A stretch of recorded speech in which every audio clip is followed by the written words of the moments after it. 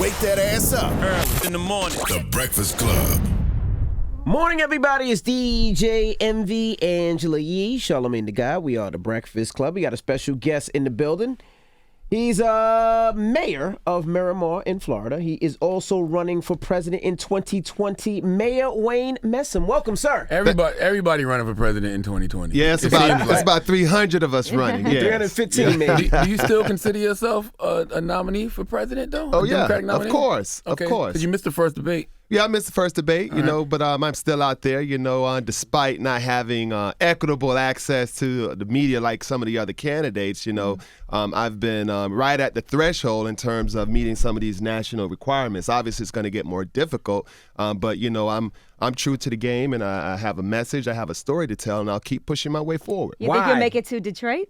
To those debates? Is that going to happen? Well, we're going to find out in another day or so. Actually, today we'll find out. We're right on the cuffs. I'm just one national poll short, which is amazing when you think about it. I did not get the CNN town hall, although my city is bigger than South Bend, more Fortune 500 companies. I'm beating out China, more culturally diverse, and from a battleground state. But nothing against my peer, Mayor Pete. But it just goes to show that, when you have young brothers stepping out there trying to make a difference in this country, our hill seems to be a lot more steeper. But, I was the first presidential candidate that actually proposed to forgive the $1.5 trillion in outstanding student loan debt.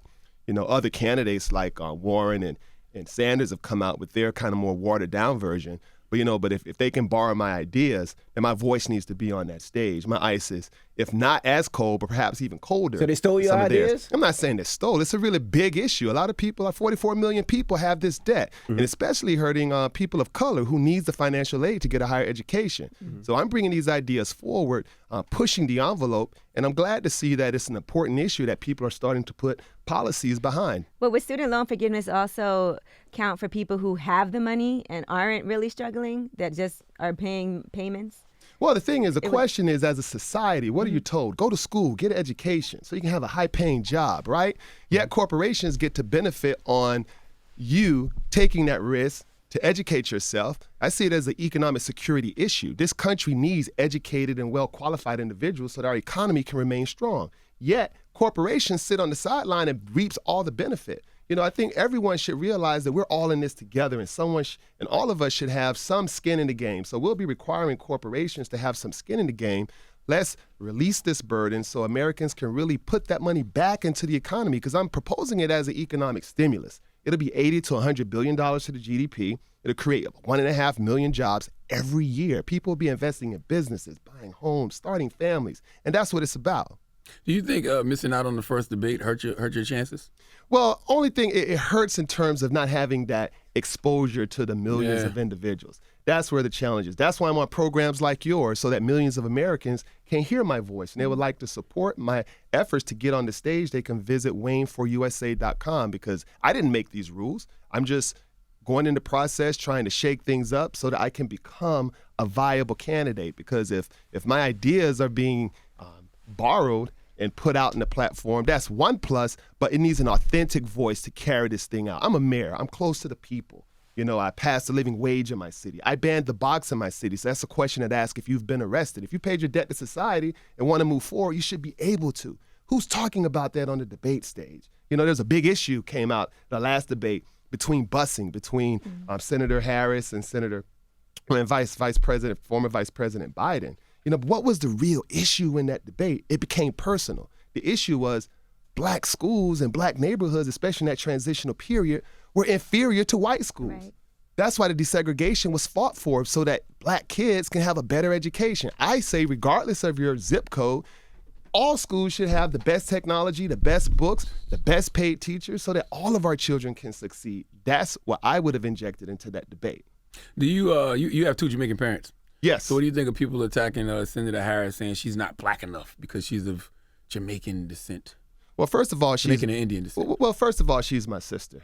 She is a very educated, highly educated woman, and I'm very proud of her accomplishments in terms of putting herself in a position to be a United States senator and a viable candidate for the presidency. But the question is, what are the issues? What are the issues that are impacting black people? And who are bringing forward efforts that are going to solve those issues and those challenges? See, that is how we get hoodwinked. we get caught up in these identity crises in terms of who's black enough. I keep it real, but I call a spade a spade. The issue is if you're not proposing policies that not only Terrible help. term to use when you're talking about black people. Well, the thing is, though, is that it's about how are we addressing and atoning for this nation's sins that have made put black people behind the eight ball. When this nation has been built by free labor of enslaved people, and then this country act as if it never happened, and that, okay, well, you pull yourself up by your own bootstraps. Well, first you got to get bootstraps to pull yourself up by. So, and that's what it's really about. So that is what I'm committed to. Being the president, you're the president for every American. That's why you have universal policies that benefit everyone. But we still must also recognize that in situations as relates to specific communities, like the black community, that there were sins that have been committed against black people that help build this nation and put it to where it is today, then there needs to be unique repair to those situations. It's simple. America systemically did something to put black and brown people in a bad position, not systemically do something to get them out. Yes. It's just that simple. It's very simple. So you believe reparations, and what do you think should be done for African American black people? Well, right now I think in terms of where this culture is in Congress and to get something passed, I do support HR Resolution 40, which will once passed by Congress, will institute a commission that will scientifically and objectively study the impacts of free labor and the impacts of slaves on people and descendants of enslaved people. Once those recommendations have come and have been brought forward, then Congress and a Messam administration can discuss what those recommendations are, those findings are, and how they can be implemented. You don't think that's insulting, though? Well, the thing it's is, insulting because it's like, what is there to study? We know what the hell happened. Well, we know what happened, but you have to quantify those devastations. You have to apply it from a wealth perspective, from an education perspective, from a health disparity perspective, from property ownership. So you have to have concrete and solid data that you can argue. Like, you're not going to go into court without your exhibits and your facts and how they apply to the law. So that's the same situation. So you're right on point. But the fact of the matter is, the reality is that it has to pass a Congress and it has to be signed by a president that can bring this issue and move it forward. What are some resolutions you've heard that you like? In terms of? In terms of reparations, like what are some things that you like, okay, something like this would make sense as far as maybe what Kamala Harris wants to do as far as giving these money for people to have down payments to buy new homes for black people? Well, I don't know every aspect of her plan. All I will say, though, if it's a universal application, meaning that any American can benefit from it, the question is what I said before. Does it specifically address what happened to black people? Yeah, I think it's just for black and brown people. So the question becomes, like, for example, what I would propose is, one, getting rid of systemic racism in terms of little things like, okay, how you're disqualified from getting a job because of your credit score. Where if you've been a victim of predatory lending, with your serious rates and you can't afford those payments and now your credit is jacked up, but now yet you can't even get a job because you've missed a payment. We need to think about how do we empower our youth. I have a proposal that will train every kid on how to be an entrepreneur in high school.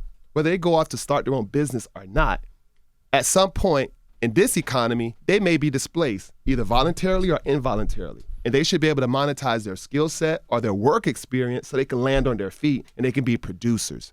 In terms of black people specifically, we have to start talking about home ownership, property ownership, getting them trained for this gig economy. Technology, automation, and artificial intelligence is changing the definition of work. There's a lot of talk about $15 an hour as a minimum wage. Even in my city, I passed a living wage in my city because I believe that our workers shouldn't work more than one job to make ends meet. However, especially when it comes to black people, why is it always something on important issues like mass incarceration, criminal justice reform, and minimum wage? I mean, we are coming from a lineage of people who created science, math, astrology. We are creators. We are producers. We need to be pushing the envelope and saying, how are we going to make you the next Bill Gates, Warren Buffett, to start this new business so that now you are handing out jobs that are not only high-paying jobs, but for those that would be minimum wage jobs, you are the person that are actually hiring these individuals. I'm about empowerment. But how? Because the stuff that you're saying sounds amazing, but how? Yeah, I agree. I think that our kids should be taught how to do entrepreneurship classes, and I think that they should be taught, about real estate, and I think they should be taught about coding and tech and things like that. But yes, we all say that. But how? How do we, how do we put this plan together? How do we put this plan together and make sure that these students are? How do we change these curriculums that's been here for over 200 years? Well, as a mayor, I can just talk about the things that I'm doing in my city in Miramar, Florida. Like right now, tomorrow, I start an aviation camp where we're exposing young kids in the wonderful career of aviation, because aviation is huge in my city. For every pilot, there's 500 jobs. But aviation is an industry that leaves literally no kid behind. Whether you're an aeronautical engineer, a pilot, or a flight attendant, you can be a repair technician, you can be an air traffic controller, and these are all high-paying jobs. So it's really about exposure, channeling and pushing our kids to the industries and the disciplines that will land them on their feet the minute they either graduate from high school being vocation ready or going into college so they can get at higher education or advanced degree. So when they are out, they have a practical and tangible skill set that they now can either become gainfully employed or start their own business, because they've been taught how to be an entrepreneur, been given the resources in terms of how to file for a business, how to get funding, how to develop mentorship relationships with individuals that are in the industry. And if you learn a trade and learn how to be an entrepreneur, then you can just open up your own business with your skill set. Exactly. So it's not about a handout. And I get sick and tired of the paradigm being as if, people of color always have to be given charity. It's about building capacity, exposure. Mm-hmm. You will be who you see.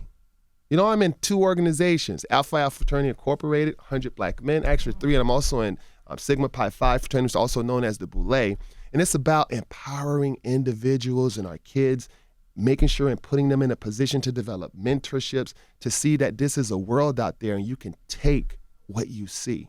Do you think Andrew Gillum got robbed when he ran for governor of Florida?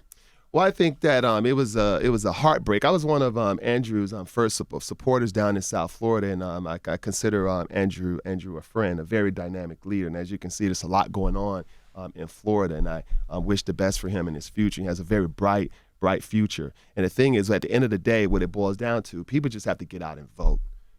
Because when we get out and vote and we turn out in big numbers, we win, especially in a state like Florida, where, as you can see, elections were determined by 20,000 votes, as large as Florida is. Mm-hmm. President Obama barely won his second election, less than 100,000 votes. That's just how close that state is.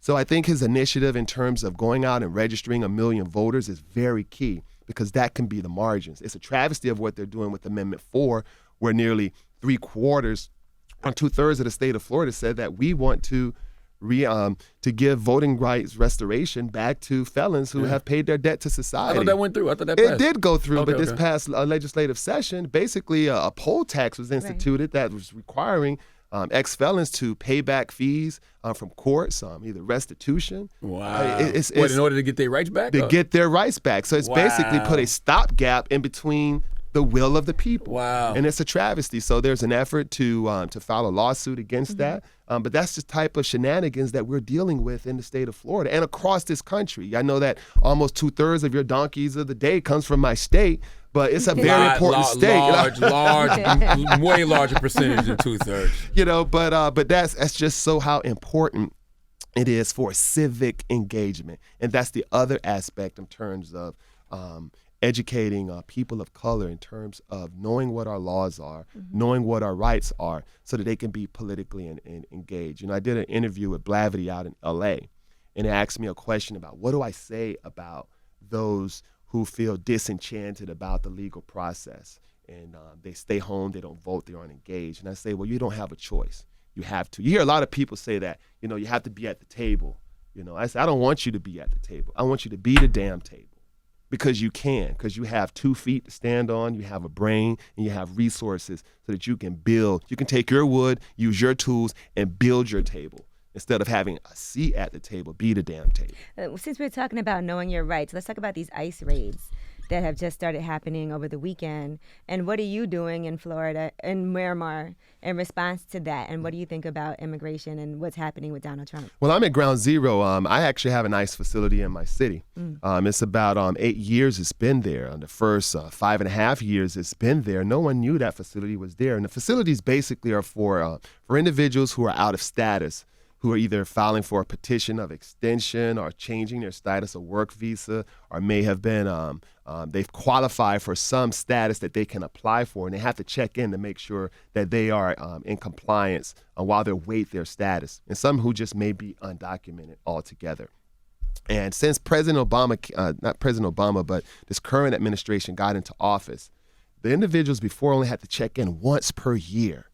Now they have to check in 3 times per year. They're coming from as far as Orlando. 5 o'clock, 6 o'clock in the morning, individuals are, and mothers, kids, they're out in the elements waiting because of fear of being deported to get an appointment to make sure that they can check in. We had to force the agency, we had to get our congressional delegation to force the Department of Homeland Security to buy the next lot beside their facility to accommodate the excess parking because people are out on the streets. You know, to force them to give them simple, basic accommodations like to get water, to use the restroom. I mean, kids are outside. You know, right now in Miramar, it's about 95 degrees. It rains every afternoon in South Florida. And these folks are out there getting wet. It's just deplorable. So whatever you're seeing on TV, it is not an exaggeration. You know, and I'm caught between a rock and a hard place because advocates are looking at the city of Miramar to shut them down. But as you know, local government cannot usurp federal authority. They don't need a permit from us. They don't have to ask us any questions. They can just build, operate, and do whatever the hell they want to do.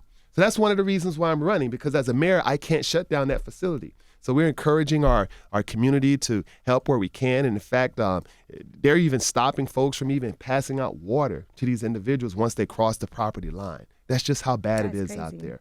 So we're just saying that, you know, we're seeing these detention centers, the separations of families, and what you're seeing that's going out there.